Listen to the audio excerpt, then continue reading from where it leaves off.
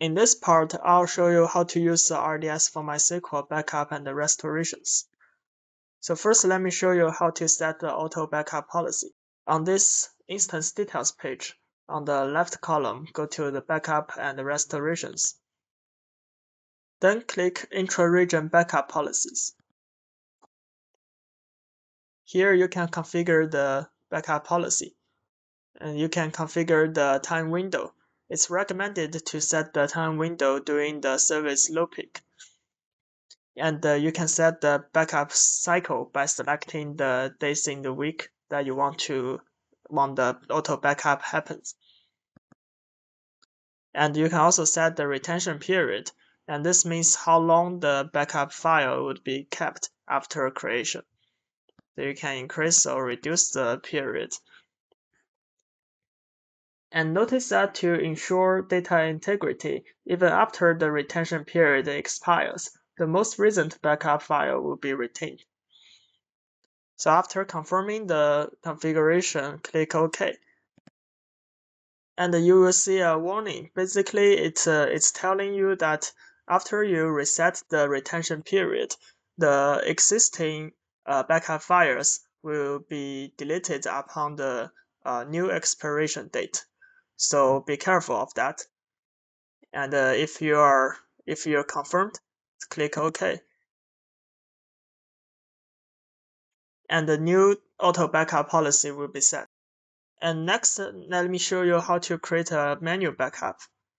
So you just simply click the Create Backup button here. And you can name your backup file and add descriptions. And it will back up the database status at the current moment. So click OK.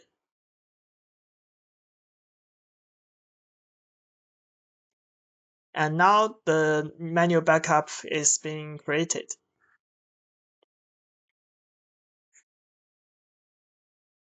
Next, I'll show you how to backup using a backup file. So on this page, you will see the list of all the manual and automated backup files you have for this instance. So you can select the backup file that you want to restore. So for example, check this manual backup file and then click Restore.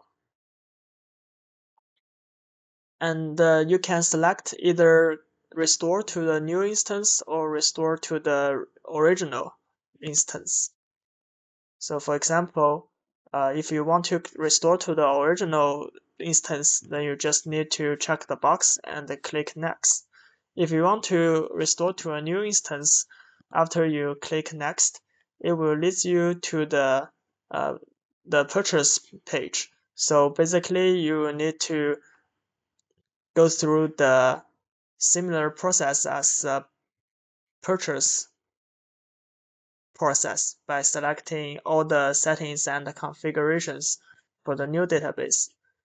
And after having selected all of these settings, click Buy and check in the box and click Submit. And the backup will be restored to the new instance.